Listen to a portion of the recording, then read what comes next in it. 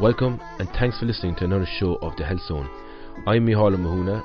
Check out and like our Facebook page on www.facebook.com/The Health Zone Show, or follow us on Twitter on the letter D Health Zone, or log on to our website on www.thehealthzoneshow.com. If you subscribe to our mailing list on there, you will get the Health Zone Show delivered to your inbox every week, and also you'll get a copy of our free ebook called How to Transform Your Health in 2016. Also, if you have any feedback on the show, or if you would like to get in touch with us, our email is tunein@thehealthzoneshow.com. Today I'm talking with 5-time New York Times best-selling author and internationally renowned speaker in the fields of human consciousness, spirituality, mysticism, health, energy medicine, and the science of medical intuition. Hello, Caroline. Hi, Mícheál. What a pleasure. Are you in Dublin? No, in Cork, down the sunny south. Okay. Tell me, Caroline, what started you on your own journey of human consciousness, spirituality, and health? Oh, are we going back a ways? I don't think there was ever a start, Mícheál. I was never not on it. I think it was, I suppose I officially, when I was in graduate school, I studied mysticism, and I was always fascinated with the nature of the soul and the way and what made some people, how they became saints. What was that about? What was that mystical journey about? And why was it that other people started to experience the same rumblings inside of them that saints did?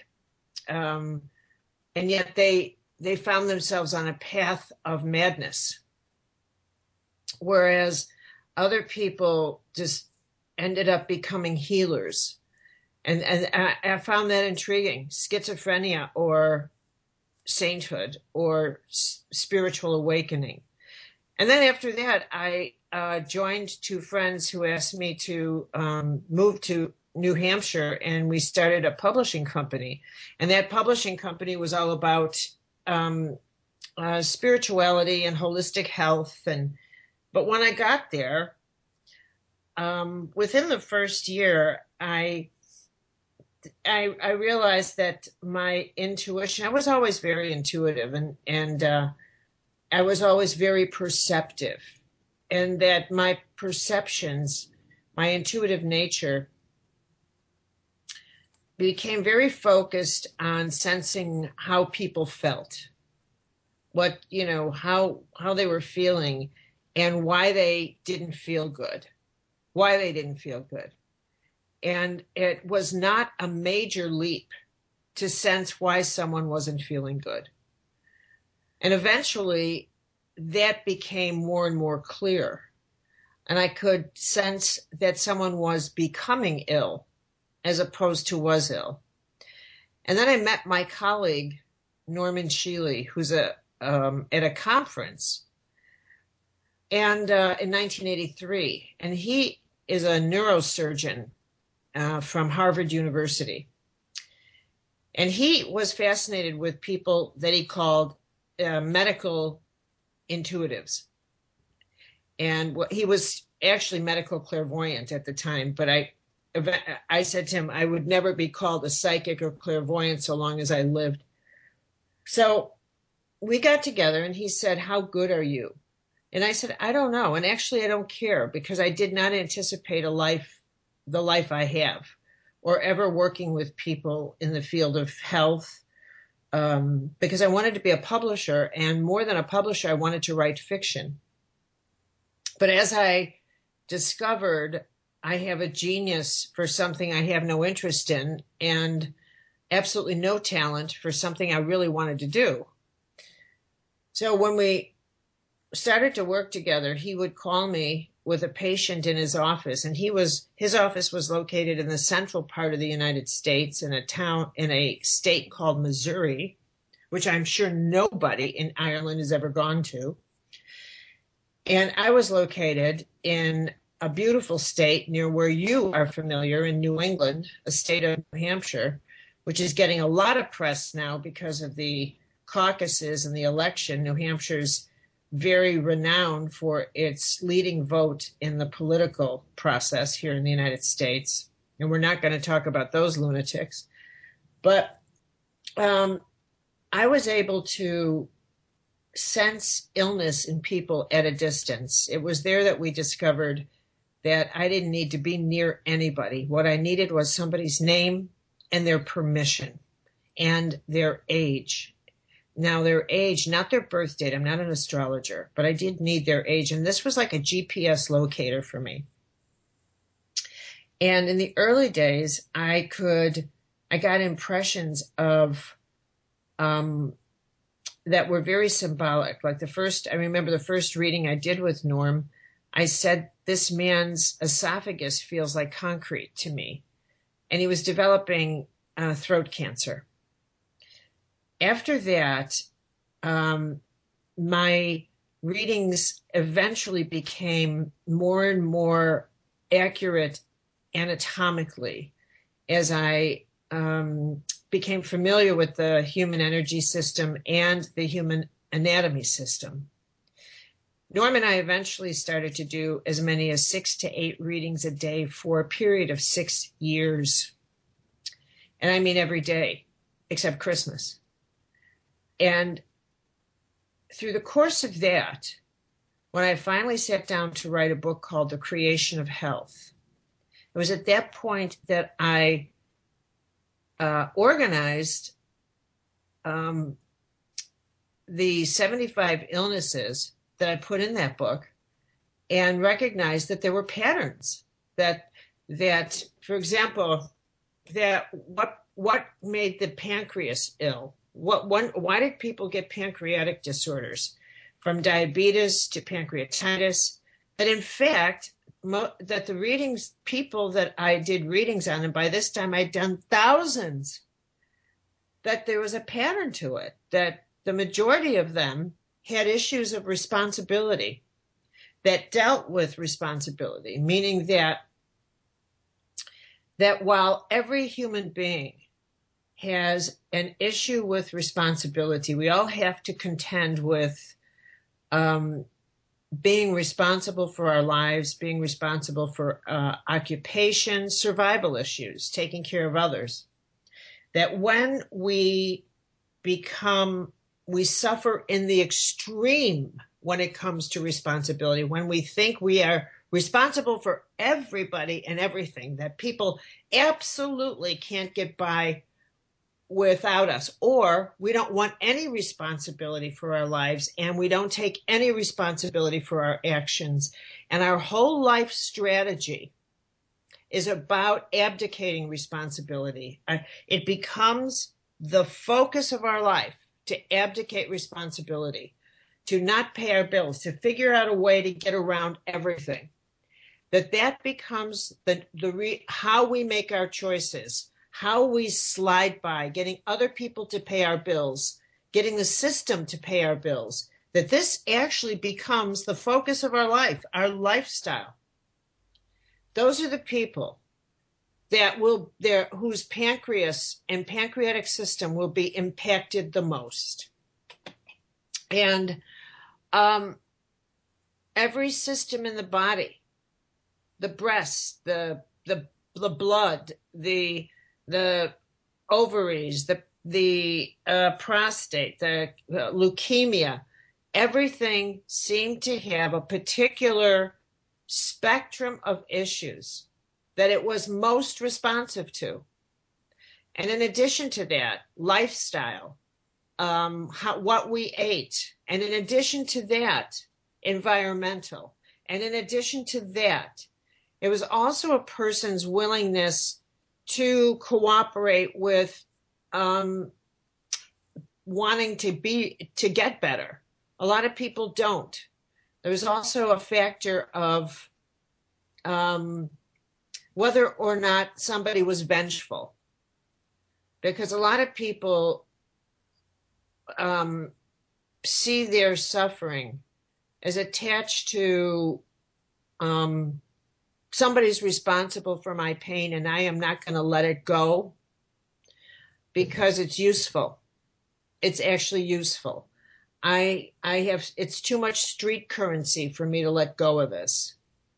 So all of those issues, human beings are very complex, have to do with why we get sick and why we don't heal. Caroline, do you think it's possible for people to heal themselves through personal transformation? Well, the whole world, the word people is too inclusive. It's an individual choice. And no, I do not believe everybody can heal themselves. I do not believe that. Any more than if you said, can everybody win a gold medal in the Olympics? Absolutely not. Absolutely not. But can every single person exercise? Yes, to the best of their ability. So put it in that context. Everybody can decide I need to exercise my body, given what I decide to do with my body. But not everybody is an Olympic gold medal winner. And winning the gold medal is a fully healed person. And they're rare because you have to really be willing to be as dedicated to the healing process as an Olympic gold medal winner. And is it possible that people can sabotage their healing efforts? That's what most people do. Because, that even today, if you look at your life, all you have to do is look around and recognize all the things you're doing in your ordinary life that are not good for you. They're just not good for you. And they're contributing even right now to the breakdown of your body, to the breakdown of your life. Everybody right now can list 5 negative things they're doing, and they know it's not good for them, but they're doing it. They're doing it. I'll tell you one of the things that people don't get that is simply not good for them, and that's living in a messy house. That's one of the worst things you could do for your health, believe it or not, because it contributes to the chaos inside of you. You need to live in a very clean environment. Nobody ever talks about that, but it's true. Here's another thing. You need to be an honest person. Liars don't heal. Lying is one of the most toxic things you can do, and no one ever talks about that. No one ever talks about that. One of the most healing things in the world is confession. Nobody ever talks about that. Why is that? It's not religious. I emphasize that, especially to a Catholic or to a Christian audience. But the truth is that we need to be able to cleanse guilt. We need to be able to acknowledge we have a very difficult time with truth. That telling the truth is very hard for us. And there's a difference between, if you look at therapy, therapy teaches people to, quote, speak their truth. But that's not the same as telling the truth. And in my country, I don't know what it's like in yours, but in my country, people go to therapists with their husbands and wives in order to say something honest to them. And they sleep with these people. These are the people they have children with. And they haven't said an honest word to them in 15 years. And the acts of self-betrayal are so extreme in people. And if you are somebody who practices the art of self-betrayal, saying things that are not true, you can't heal anything. Because you can't trust yourself. You can't trust yourself. And that builds self-hatred. And then the way you live with self-hatred is that you have to pick an external target to blame for why you are the way you are. And it's going to be a parent. It's going to be an ex-spouse. But and when it comes to, and this is the role the sacrament of confession plays, you get to go in there and say, you know what? I constantly say things I do not mean. I don't tell the truth. and I'm too weak to get out of this pattern. And I need grace. I need some help here. I need to acknowledge that when I walk out of this confessional, I'm probably going to do it again. So I need some real divine intervention here. What do you think stops people from speaking the truth? Well, truth is so powerful that people know in their gut that there's only one truth, but there's a million lies. So you can just keep lying about something. You can keep making up things, but you can't keep making up truth. So if you say to somebody, where were you last night? Were you here or were you there? The truth is, I was here. But a lie says, well, I wasn't there. I was, but not for a long time. Well, I was, but I just dropped in. The lie can go on forever. And people feel very comfortable in maneuvering the lie. But they don't feel comfortable in truth, because the truth, you can't control the consequences of truth. But you feel like you can control the consequences of a lie because you can add on to it. It's endless. You just have to tell another one. Do you still love me? Absolutely. Were you with this person? What did you say to that person? Well, then you can add on another lie. Did you tell this person this? No, I didn't. Well, how do they know this? I don't know. You can add on one lie after another. You can deny you said something. You can say whatever you want if you have a dishonest character. You can blame other people for your own actions. There's no end to it. But if you tell the truth, you have to say, absolutely, I broke my word to you. I did. You told me not to say anything, and I did say something. I broke my word. Where do you go from there? The person looks at you and says, you broke your word? I asked you not to say anything, and you broke your word? Yes, I did. Why did you do that? Because I wanted to tell the person, because I betrayed you, and because I really thought the story was so incredible, and I thought it would make a great coffee table conversation, and I liked the fact that that your business fell apart, and I knew they would get a kick out of hearing that, and so I betrayed you. You're absolutely right. And the consequence of that is admission that you have a pretty lousy character, and you have to face that. That's why the truth is so hard. Because at the end of the day, you have to face the truth in yourself, which is, why did you do that? Whereas in a lie, you can keep blaming others and not even look at yourself. It's not unlike finally facing you're an addict. And when someone says, you're an alcoholic, no, I'm not. No, I'm not. I'm just having a good time. Everybody drinks this much. What are you talking about? And then the truth comes out. You're an addict. And when you finally have to say, you're right, I'm an addict, that truth means I got to go to Alcoholics Anonymous. I got to stop, because the truth makes you make a choice that leads to your personal transformation. That's why people avoid it. Caroline, do you think there is a direct relationship with the truth and how much we love ourselves?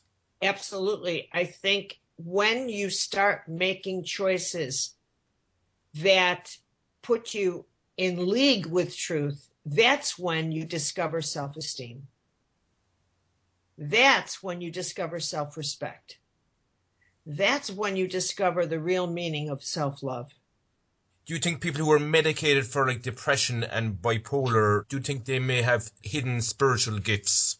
Oh, I absolutely do. And I think they also, and you can't, you got to be careful here, because you're categorizing everybody in one huge thing. And that's not the case. So we have to edit this by saying there are some people. You can't say everybody. There's always a risk in throwing everybody in the same pot. Okay? So with the experience, we have to acknowledge that there is an extraordinary number of people who are being listed as bipolar, as having disorders of the psyche.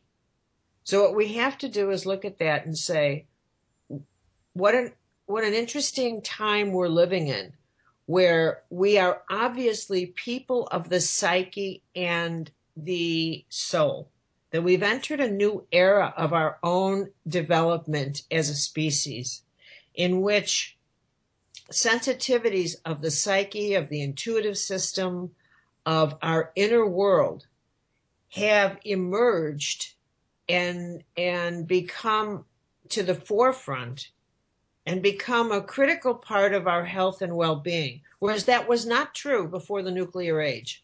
That simply was not true. Prior to World War II, prior to entering this nuclear cosmic age that we are in, it was not the case. While there certainly was emotional suffering, it was far more hardcore and base. There were opium addicts and alcoholics, and certainly there was madness. I mean, Edgar Allan Poe died an opium addict in the gutter here. And there were, of course, forms of mental illness, but the type that we're talking about is subtle.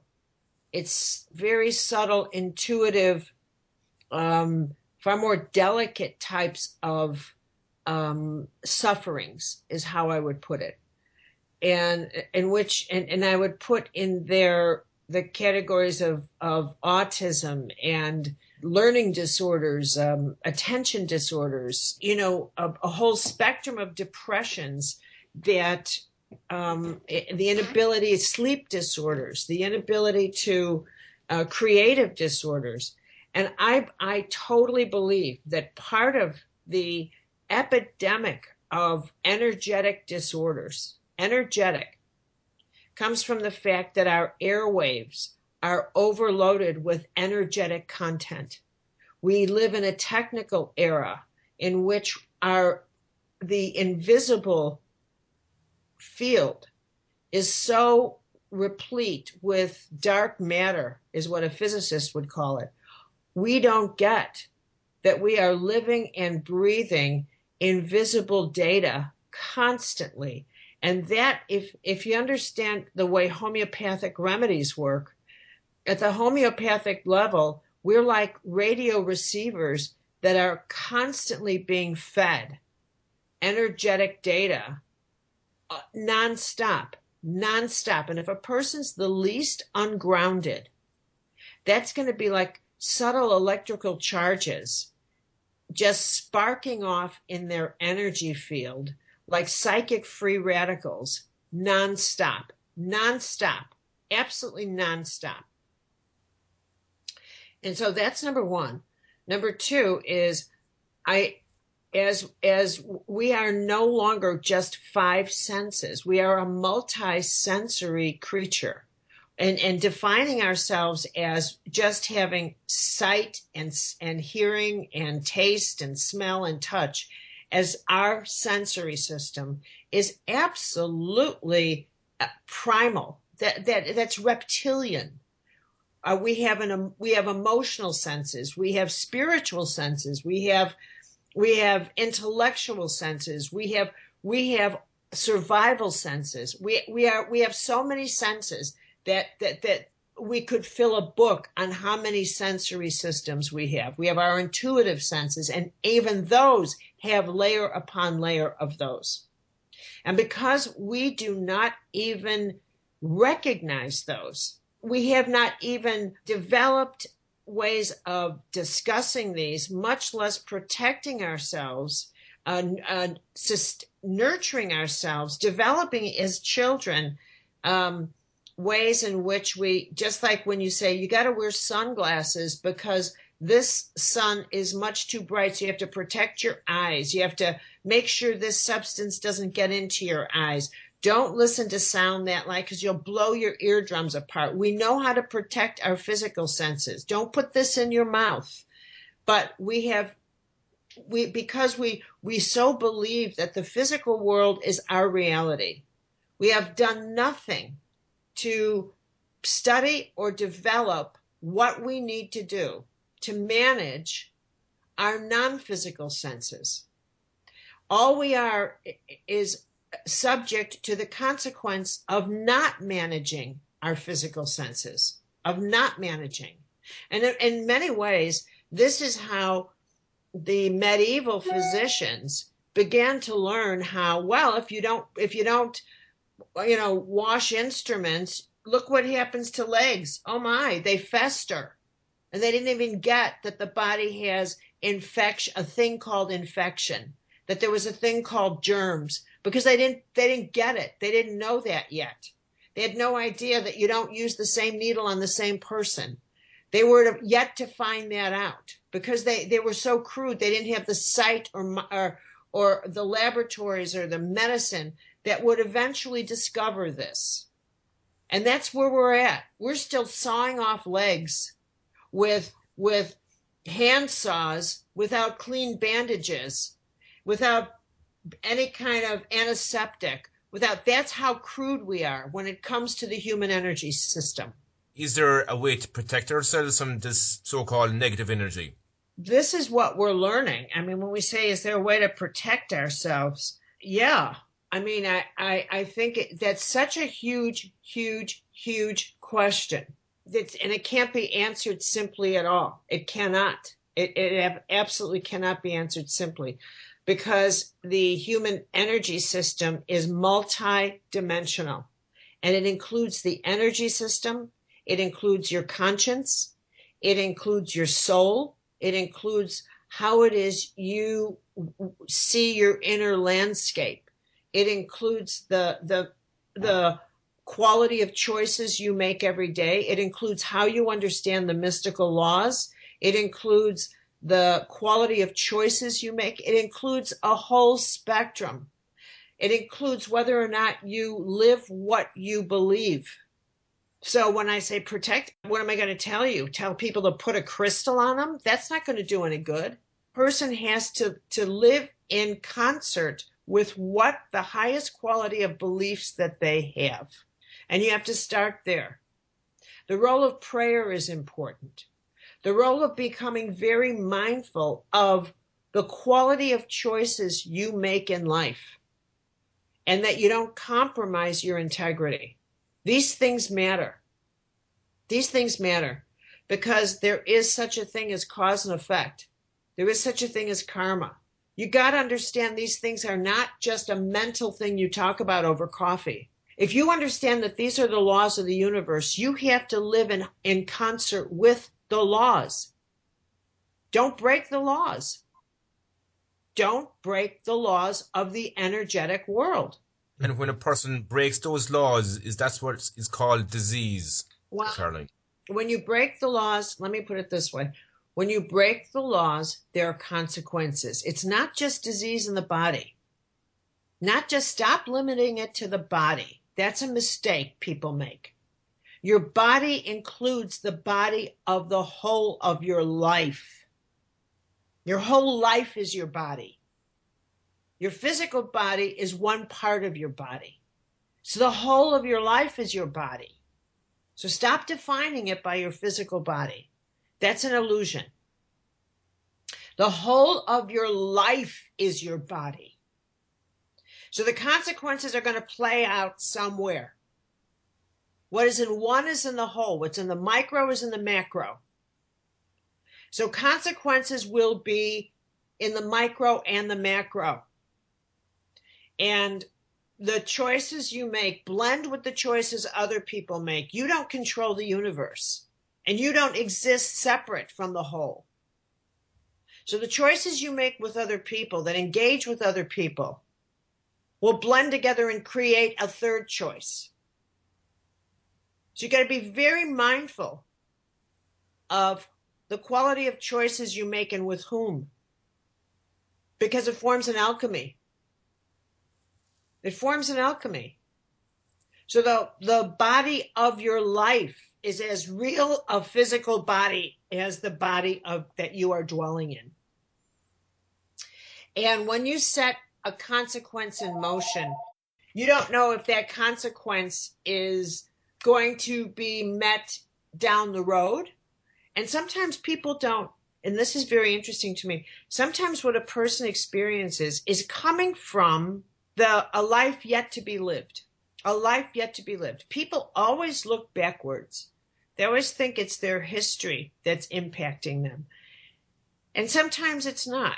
And number two, they always think that illness is a negative, it's the result of negativity, and it's not. It is simply not. Sometimes a body breaks down because it is a form of guidance. It is a form of saying you can't go this direction anymore because it's time for you to go this way.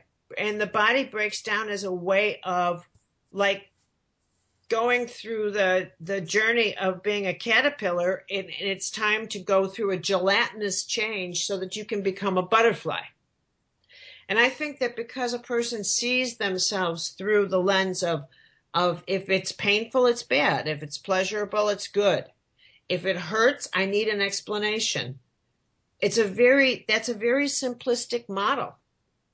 It's a very simplistic model. And there aren't logical reasons for why things happen as they do.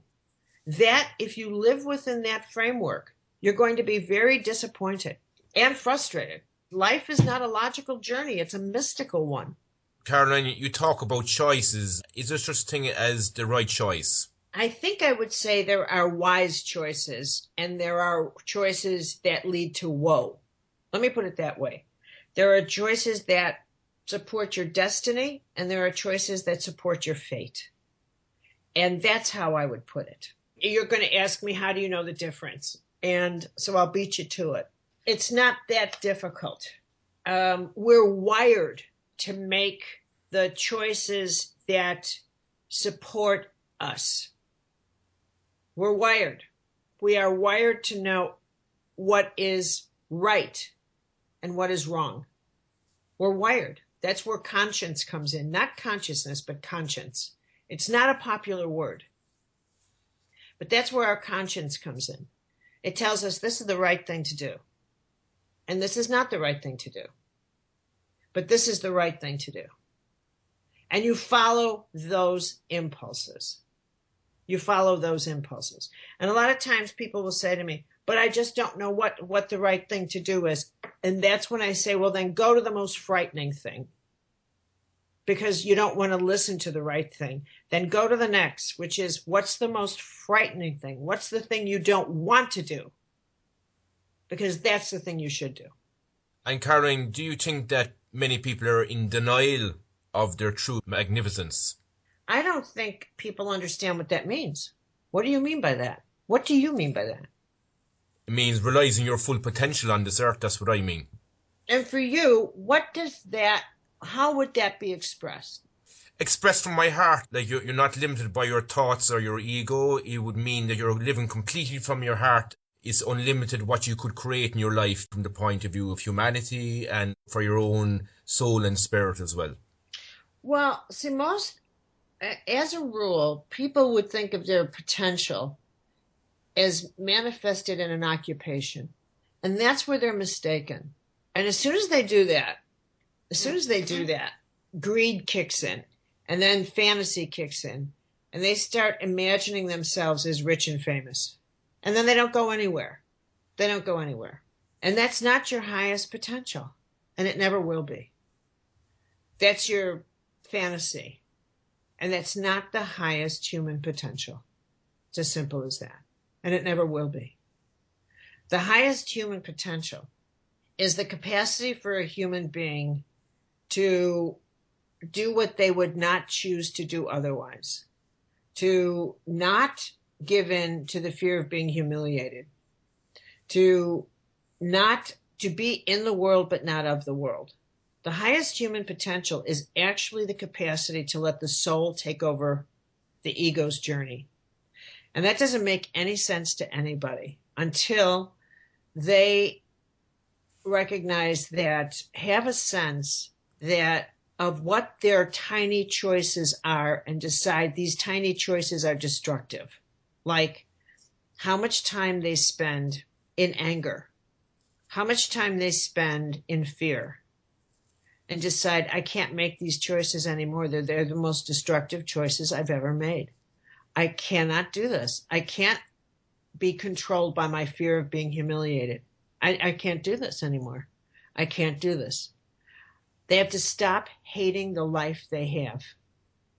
And they have to live fully the life they have in the moment.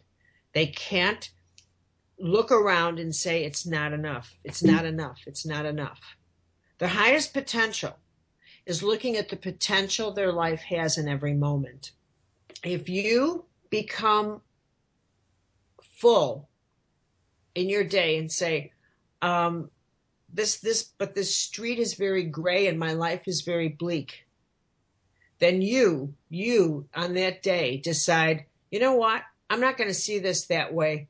I am today going to say, if this is where you want me, if this is where life has placed me, I am not going to spend this day hating my life ever again.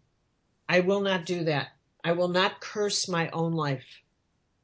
Your highest potential begins on that day because you've brought the highest potential you can to that day. You've brought it into that day and you've transformed that day of your life right there. Right there. Your transformation has begun. Would you have any advice for someone for helping people in getting into the heart of who they really are? Yeah. I think you stop trying to change anybody in your life. The object of life is not to change another person, ever, any more than you would like the object of anybody's life to be changing you. Would you like that? Would you like someone to think their role in life is to make you a different person so that they could be happy? No. So it shouldn't be your role in life to change someone else so that they could be happy, so that you could be happy. The role in your life is to examine yourself and to take on your shadow, to take your own self on constantly, relentlessly, and ask yourself, why do I judge that person? Why am I holding on to my resentments? Why do I do that? Why do I take my pain and use it to punish other people or to control other people? Why do I come home from work angry and then beat up the people in my life, lose my temper, yell at them? Why do I do that? Why do I think that because I've had a bad day, I have a right to yell at someone else and then say, I've had a bad day? And then what happens is they end up apologizing to me for complaining that I beat them up. Oh, well, you've had a bad day. Well, in that case, go right ahead and yell at me. Because I'm a bully. And I have to stop being a bully. Or I have to stand up to the person that bullies me. If anyone ever came into my home, ever, and raised their voice to me because they had a bad day, it would be the last time they came into my home. Ever. And they would be out. Because I will never tolerate, ever, someone coming in and abusing me because they've had a bad day in the world. So how does it start? It starts by you saying, I'm going to manage my life and me. I'm going to ask myself, why do I take abuse or why do I give it out? Do I actually speak honestly? If someone asks me a question, do I tell the truth? And if I don't, I have to excuse myself, go into another room, and say to myself, you just lied. You just lied. Why did you do that? And you can never hold another person accountable ever again for your actions. You are never allowed to blame another person. You can't say, well, my childhood, this, stop it. Stop it. Your childhood's over. It's over. The only one making decisions for your actions now is you. And further, your childhood and your parents or your ex-spouse or whomever is not going to pay the price for the decisions you make today. They are not going to pay the price for your karma. Only you will. Only you will. So if you have any sense of karma, if you have any sense of who's creating your reality, if you have any sense of taking responsibility for your health, detach from your history, detach from blaming others, because they're not creating your health. You are. How come so many of us end up in these codependent relationships? Because they like blame. Blame is very popular. Blame means that you don't have to change a thing. You get to play weak. And you get to use the word trying. I'm trying. You don't understand. I'm trying. If we get to take the word trying out of vocabulary, saying you can't use that word anymore. You're not allowed to say that ever again. And you have to be honest. You have to say, I'm not trying. I don't want to. I don't want to. I don't want to change. I like talking about it, but I don't want to. And then what I do is I say to people, don't you ever tell me again you're trying. What you tell me now is, what is in it for you to stay angry? Why do you like it? Tell me why you like it.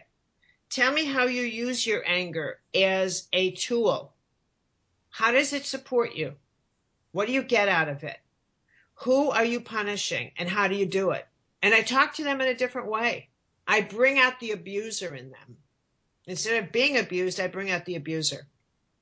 I say, tell me about your fantasies of how you want to punish the people who punished you. What do you want to do to them? I bring out the vengeful side of them. And then we're on to the path of healing. Caroline, is there such a thing as a healthy and happy relationship? Well, of course there is. Of course there is. Absolutely there is. But it's not easy. And it's rare. It's rare. It's very, very rare. And I'll tell you why it's rare. It's because of the way we've structured healing. The way we've structured healing has been the most destructive thing in the world to relationships. Isn't that interesting? Isn't that fascinating? Fascinating. Yeah. The way we've structured healing is that it just doesn't end. And it's all about wounds. And it's all about hypersensitizing wounds. And what it's done is it's created this inner self. Oh, my inner self. The needs of my inner self. And it's made people not strong, but needy. Needy. And they love the neediness of the inner wound because it's a supported neediness by the society. Whereas prior to the way we've set it up, people had to be ashamed of their needs. They had to be kept them hidden. It looked like weakness. Now needs look like a right, a form of empowerment. And so who's going to give that up? We don't have a model in which a person can be healthy and still have needs and still be vulnerable. We don't have that model. And so what people have discovered is that I want a relationship, but on my terms. And those terms are that I still get to be independent, still get to do what I want, but I want to be loved and nurtured on my terms. My terms. And I want to be listened to, and I want my needs respected, but so does the other person. So essentially, people have become, in a relationship, there's really four forces. There's you, there's the other person, and then there's your inner self, which is actually your best friend, your confidant, your closest intimate, and there's the other person's inner self. And so the two of you move into a place, but your inner self says, where's your own space? Where's our space? Where's our time to be our inner development? And the other person says, where's my inner space? So here you are telling each other you want to be together, but first and foremost, you want your space. So from the get-go, you're giving each other wrong signals. What's the way out of that, Caroline? Well, the archetype of marriage is an archetype that itself has to go through an incredible evolution, because marriage is an archetype that demands two people put the marriage as the priority, the bond that they have. that the union of forces becomes, the union of their life becomes the priority. And here's a word I very rarely ever hear people say, ever. And that's that they cherish the other person, that they cherish their spouse, or they cherish their partner. And we live in a world now where we have countless words for the other, for relationship. We have countless. We have, I live together. We bought a place together, but but it doesn't represent a commitment of the soul or a commitment of the heart, but it does represent a commitment of real estate. We live together, which is not a real commitment, not a true commitment, because it means I can be out by 5 in the evening. So it represents we co-share, but not really a commitment. We are in relationship, which means what? It means we are getting to know each other, but without commitment. We're friends with benefits. What does that mean? It means that we meet and we sleep together on occasion, but not really commit. We're not even talking commitment. There are endless types. Why? Because there's no sense of trust or faith in anything. In anything. People don't talk about, I cherish this person. I absolutely cherish them. I have found someone that I want to be my witness in this life, and I am his. I am the person that will witness his growth, his soul, his breaking down and getting up again. I'm his witness. And he knows at least one person will see his life journey through to the end. And he will do that for me. I'm the one. And I cherish that he trusts me so deeply. That is the depth to which you have to be bonded. You mentioned before that we need to be spiritually set up to have a relationship. I really do think a person needs to examine whether they want to give beyond more than they want to take. Whether they want to, I don't believe relationships are fully 50-50. I think there are parts of relationships that are 50-50, but for the most part, you have to look at now which part of this relationship is going to be 40 for me, 60 for him, which part's going to be 60 for me and 40 for him. Because, or her, however one is in a relationship. Because that's how everything in a relationship is not 50-50. And that's the truth. That is the truth. I'm a very nurturing person. I am the one that is the hostess. I'm the one that does Christmas and Easter and holidays, and I set this place up to look like a Christmas card. I do fussy. And everybody in my house at Easter time gets an Easter basket. And everybody, the adults, the kids, I put together fantastic Easter baskets that look like a mini Christmas. And because I believe in giving every one of my family members magical memories, and because I'm very into enchantment, but my partner wasn't. I mean, he's the one he's not here, he's dead. But anyway, I knew that wasn't his skill. That wasn't his skill. But so if you expect someone to be equally into enchantment, this is a 50-50 proposition. But it wasn't. It wasn't. That's nonsense. And I am not an outdoor girl. That's not going to happen. It is never going to happen. It is never going to, if you said, let's go camping, you're going. This girl is staying home. I do not camp. I will not camp. I will not go out and be in a tent and stay all night and wonder what kind of creature is going to crawl into this and say, isn't it lovely to be out under the stars? No, it's not. If I want to go under the stars, I'll sit on my back porch and look up. So lots and lots of things are not 50-50. And so you have to be realistic about this. And then you have to be realistic about, does this person have the same ethics as I do? Do they have the same ethics? Am I going to be with someone who's honest? You have to know your values. Your values not just your habits. Beyond your habits, you got to dig deep and know, does this person have faith? And is that important to you? Does this person have ethics? And here's another thing. I distinguish between privacy and secrets. Privacy is very important. I have privacy. We maintain privacy, but we do not allow secrets because secrets cause a breakup. Privacy you have to have. You don't dig into each other's letters, diaries, and open each other's mail. Not allowed. But secrets, absolutely forbidden. Because the moment you have to start secrets you hide, privacy you respect.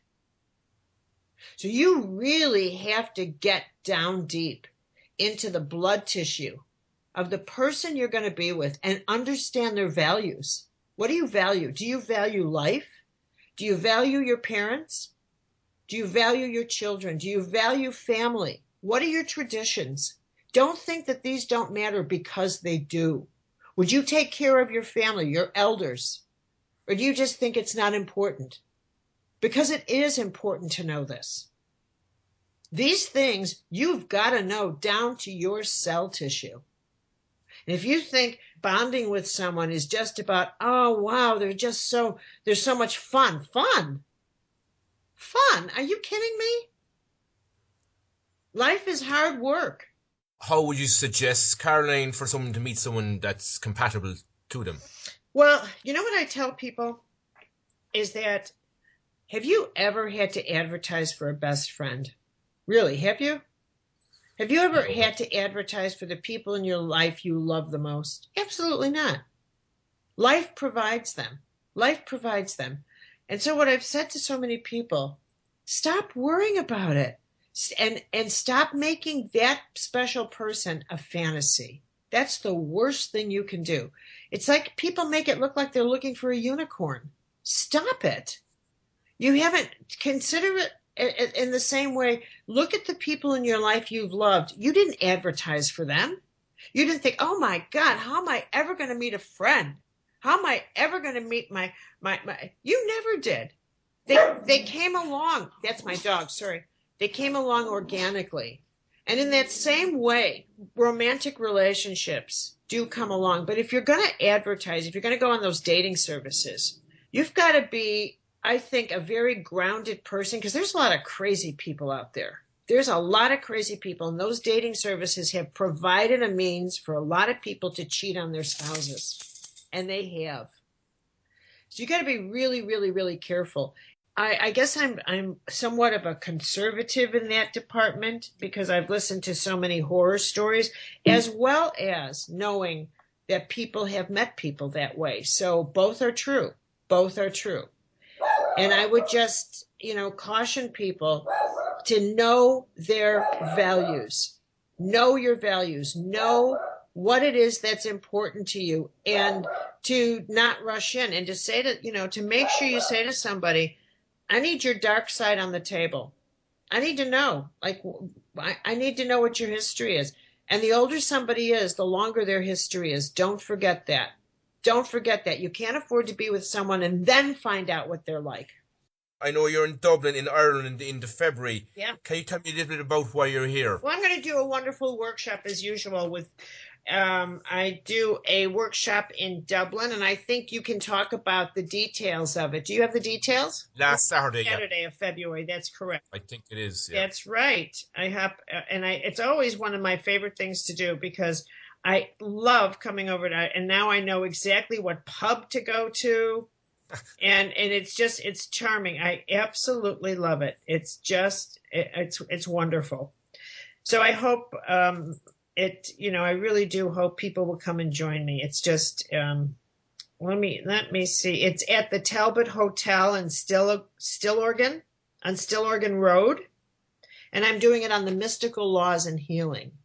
So I think it would be very much in keeping with the subjects we've been talking about. I love to talk about, what is healing, and introduce people to the laws of, how the laws of the universe impact health. So, and I thank you. It's been a pleasure. Same to you, Caroline. I really appreciate it and I really enjoyed it.